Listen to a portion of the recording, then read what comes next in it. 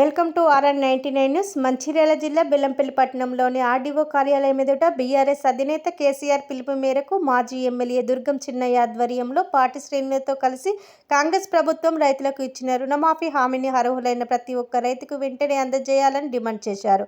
ఈ సందర్భంగా మాజీ ఎమ్మెల్యే దుర్గం చిన్నయ్య మాట్లాడుతూ అమలుకు సాధ్యం కాని హామీలు ఇచ్చి కాంగ్రెస్ తెలంగాణలో ప్రభుత్వం ఏర్పాటు చేసిందని, ఎన్నికల సమయంలో ప్రజలకు ఇచ్చిన హామీలను అమలు చేయడం లేదని ప్రజలను మోసం చేస్తుందన్నారు.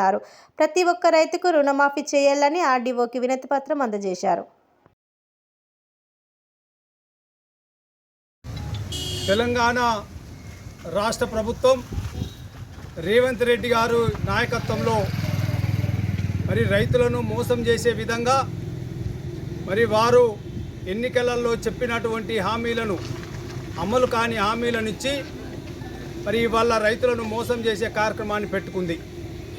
ఇవాళ వారు ఏమన్నారు, 2 లక్షల రూపాయల రుణమాఫీ డిసెంబర్ 9వ తారీఖునే నేను ఇస్తాను, మీరు మళ్ళీ పోయి రుణం తెచ్చుకోండి బ్యాంకులకి వెళ్ళి అని చెప్పేసి ఆ రోజు మాట్లాడింది ఎన్నికల్లో.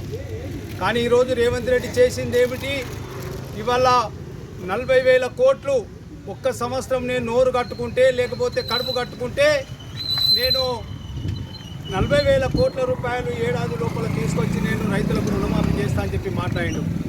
కానీ 40,000 కోట్లు కాదు కదా, మరి అదే క్యాబినెట్లో చెప్పింది 31,000 కోట్ల రూపాయలు అని చెప్పడం జరిగింది. అట్లాగే బడ్జెట్లో 26 కోట్లు పెట్టడం, అట్లాగే మరి ఇవన్నీ పోను లాస్ట్కు మరి మొన్న రైతులకు చేరింది ఏందయ్యా అంటే 7,500 కోట్లు మాత్రమే ఇవాళ రైతులకు చేరడం జరిగింది. ఈ విధంగా మరి రైతులని మోసం చేసే విధంగా ఇవాళ తెలంగాణ రాష్ట్ర ప్రభుత్వం ప్రవర్తిస్తున్న తీరుకు ఇవాళ రైతులందరూ నిరసన కార్యక్రమాన్ని చేపట్టడం జరిగింది. మరి కేటీఆర్ గారి నాయకత్వంలో, కేసీఆర్ గారి నాయకత్వంలో ఇవాళ బీఆర్ఎస్ పార్టీ మొత్తం కూడా ఇవాళ రైతులకు అండగా నిలబడుతుంది.